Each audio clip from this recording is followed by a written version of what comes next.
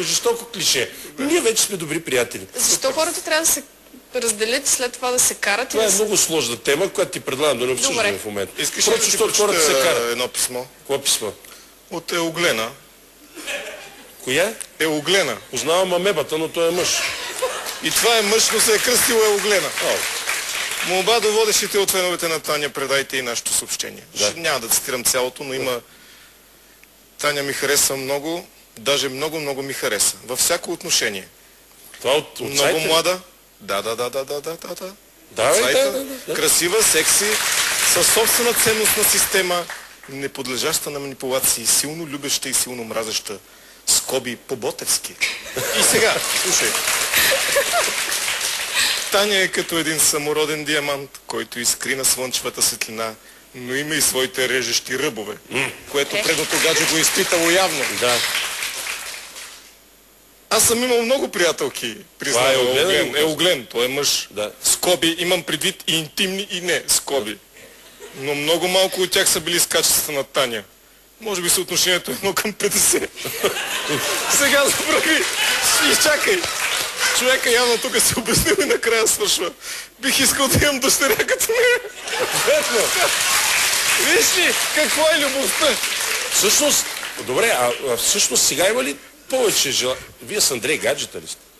Не. Не сте. Сега виждате ли се? Видяхте ли се? Да, видяхме се. Той не е, в смисъл, женено се не живее с жена си, развежда се и така нататък. Между другото ми направи страхотно впечатление, много хубаво, като ми беше на гости, много хубаво се държа, много готин. Но каза, че не са се виждали, май. Не, каза, че се... Той да. Тогава... За тогава. Тя каза, че са виждали, той каза, че не са се виждали. Той каза, че не са се виждали. Кое ли е верно? Кога се видяхте? Къде се видяхте? Не знам, преди около седмица, може би. Преди около седмица, може би. По кое време на денонощието? Това няма значение. Защо да няма значение? Няма значение. Хората се интересуват. Няма значение. Еуглен ще напише писмо. Няма значение. Тя... Може да иска и Андрей да му е син. Тя каза. Това ми идва повече. Поздравяваме Еуглен за писмото. Наистина е много мило. Много метрово. Добре, в крайна сметка сега има ли повече обожатели, айде така да се изразя? Не знам дали има повече обожатели. Как не знаеш? Ти не ги забелязваш ли вече? Има повече хора, които наистина ми обръщат внимание и които така с много добро отношение. Това хубаво ли? Ами не знам. Как ти се отразява това, че те познават? Приемам го много добре, много спокойно и отвръщам, говоря с тях и нищо повече. Забавляваш ли се? Забавлявам се истински. По въпроса за обожателите, понеже Таня работи наблизо в един магазин. Да. Този магазин рязко завиши продажбите си на всякакви ненужни предмети. Говоря, понеже там продават такива луксозни атрибути за подаръци. Да. И постоянно там влизат мъже, които купуват фигурка на мускетар, слонче гледащо игриво. Гледат хората по някакъв начин да направят... Собствениците на магазина трябва да са много щастливи. Сигурно са щастливи. Не знам. Спомняш си какъв беше основният ти мотив за участие? Не ми казвай, кажи ми, знае ли с не? Спомняш си основният ти мотив за участие, когато взимах интервю, когато избирах участниците в Survivor заедно с моя екип, спомняш си? Не мога да го забравя, спомняш. Ще припомня с едно видео, Стефке, моля се по него. Защо искаш да участваш в Survivor? Искам да играя и да натрия носа на майка ми. Това е искрено отговор. Защо на майка ти? Защото ме беси, когато й казах, че всъщност съм получила второто обаждане, сега за това, за днес. И ме беси и каза нещо от рода на... Ама какво ще обяснявам на колежките, ще ме е срам. Защо да е срам? Не знам. От какво да е срам? Гледала ли майка ти Survivor? Да, гледала. Мисля, че е гледала, да. Според мен няма да се справи изобщо. Така... Сега продължаваш ли да мислиш сега? Майка ти срам ли е сега? Може би тя ще каже по-добре. Всъщност мисля, че не е срам. Всъщност тук са твоите родители, уважаеми зрители. Ще ви представя семейство Василеви. Заповядайте.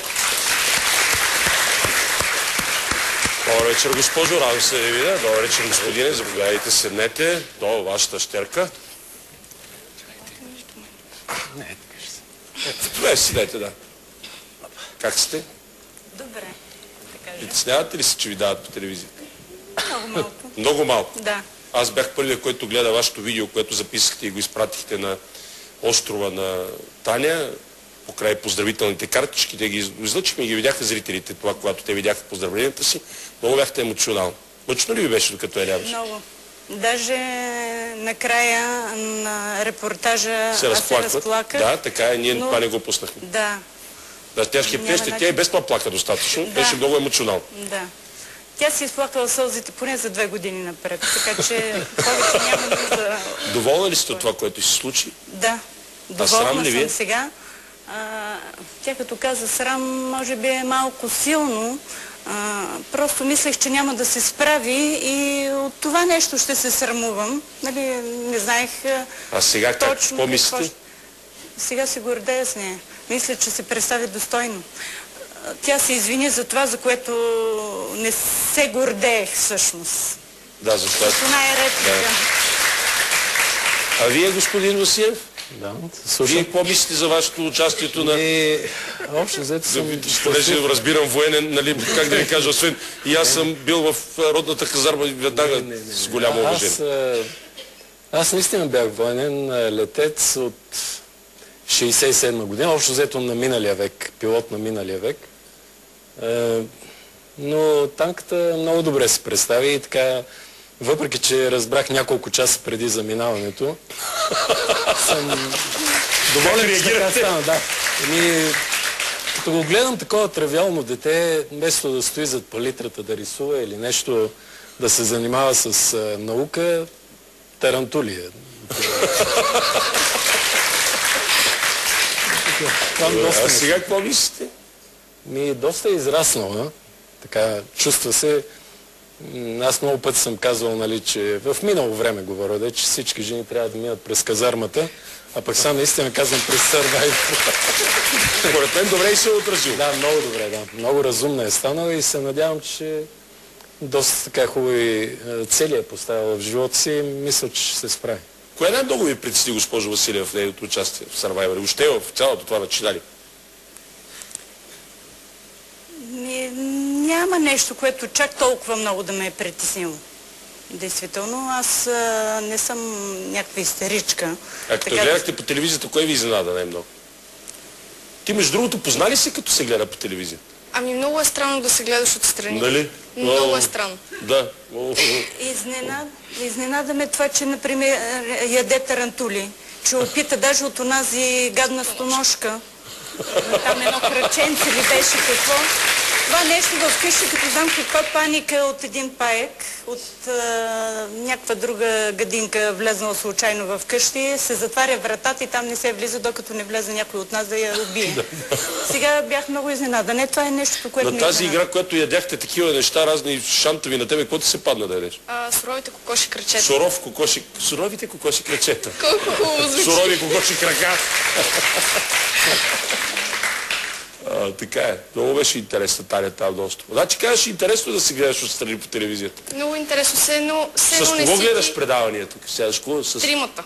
Това е времето, в което сме заедно, задължително. Просто прибирам се по най-бързия начин в 8 пред телевизор. Никой не ме притесня. Не трябва да ме притесня. И като гледаш това, което се случва там, обсъждате го после, какво чувстваш се доволна или по-скоро ти е неудовлетворена или... Напротив, чувствам се доволна и е много хубаво. Сякаш съм била там, примерно вчера. Връщам се на мястото и го изживявам отново. Бързо ли ти се случи това време? Бързо ли бида там? Спомням си, когато беше ден трети,